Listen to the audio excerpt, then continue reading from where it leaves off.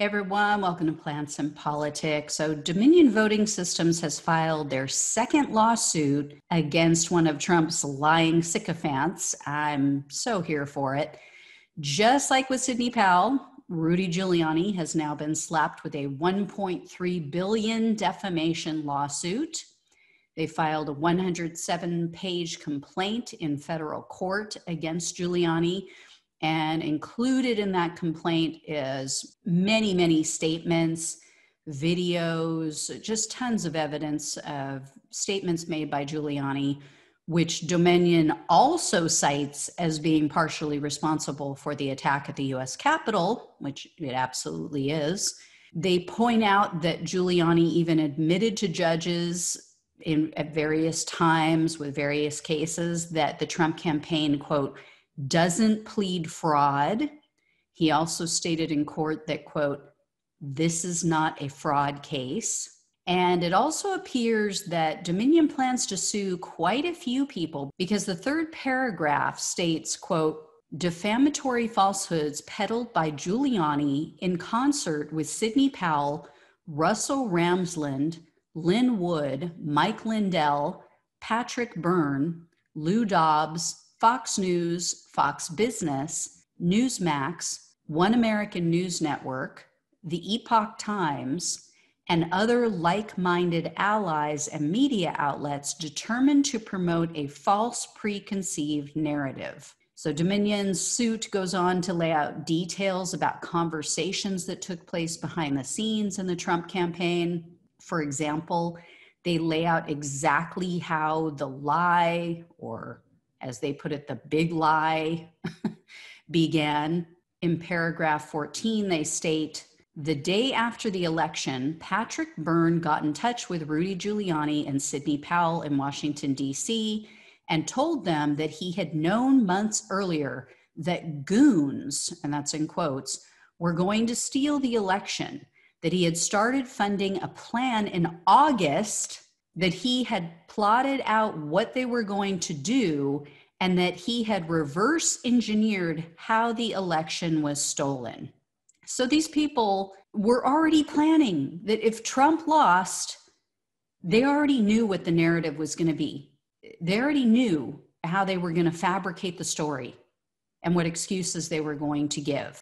So the lawsuit also notes that Trump campaign officials observed that Sidney Powell didn't actually seem interested in obtaining evidence to back up these election fraud claims. I mean, who needs evidence when you know you're full of shit?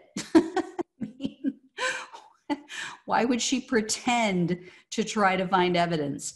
And Patrick Byrne, I should point out, he's the former CEO of Overstock.com.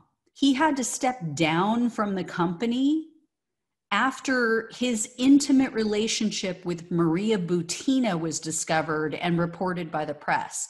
And if that name sounds familiar, it's because she was all over the news over the past couple of years.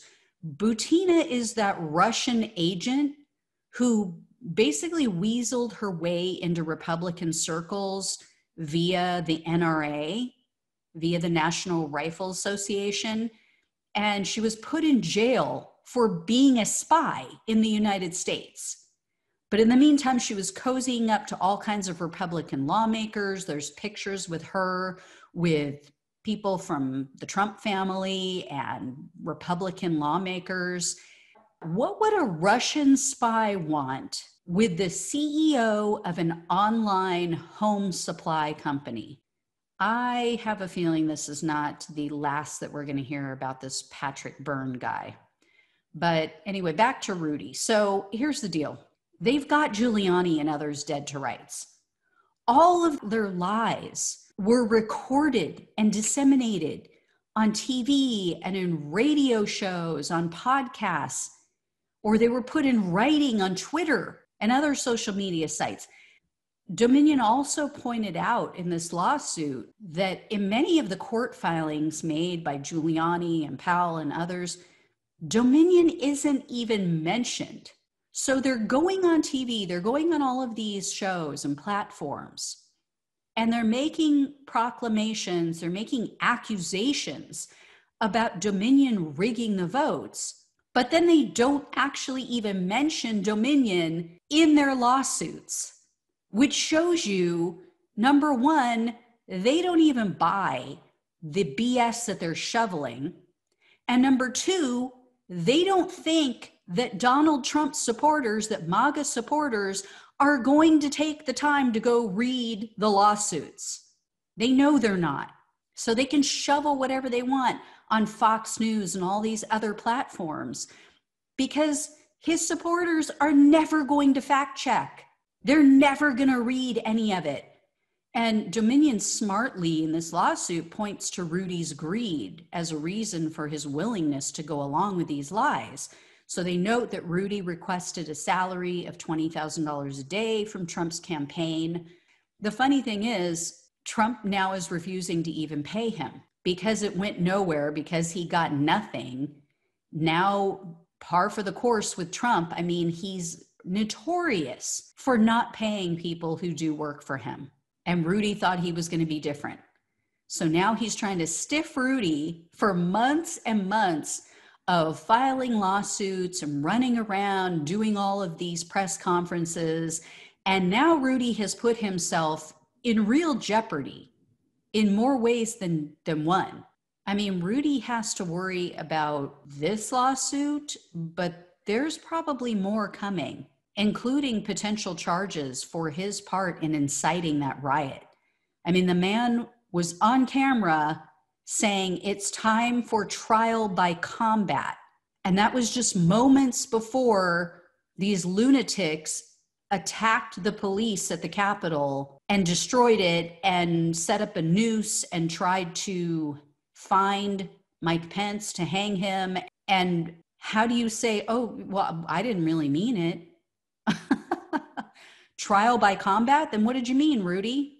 But they also point out in this lawsuit that he used these voter fraud lies to pitch numerous products on his shows. So he has a radio show and a podcast. And in one segment, as an example, Rudy pitched a service called Home Title Lock for nearly $600. And he told his audience to use the promo code Rudy when they place their order, which anybody who's used affiliate codes knows, okay, everybody who placed an order using the word Rudy means that Rudy got a kickback off of every single one of those purchases. And I was thinking, if Dominion can sue for the damages caused by these people and these entities, couldn't others sue as well? Couldn't the family of Officer Sicknick sue these people and companies for their lies, which ultimately led to the death of that police officer? Or what about the family of Ashley Babbitt, the woman who was shot by the Capitol Police? You know, Babbitt was once an Obama supporter. She was radicalized. She was turned somehow and radicalized, but for the lies pushed by the Republican Party, pushed by Donald Trump and right-wing media, and whoever this QAnon person really is, or people, she would still be alive without them for 2 months banging the drum and telling them that this was a stolen election. You're having your rights stripped away from you. They're trying to steal this election. They're trying to disenfranchise you. They're literally trying to steal the country from you. Without those lies being pushed by all of these people, Ashley Babbitt would not have climbed through the glass on that door. You know, it's something to consider, not just to become a sue-happy nation and litigate every matter in court, but people lost their lives. And it was completely preventable. I am all for freedom of speech. But just like you can't yell fire in a crowded movie theater because it could cause harm, it could cause people to get trampled to death, this is no different. This is worse. A message must be sent that you can't just spread conspiracy theories to create chaos. People have to understand that those actions have consequences, that they will be held accountable for knowingly lying about important matters. Unless we want a repeat of this nightmare, or God forbid, even worse, these people need to be put on notice.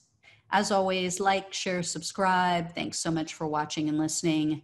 Take care, and I'll talk with you soon.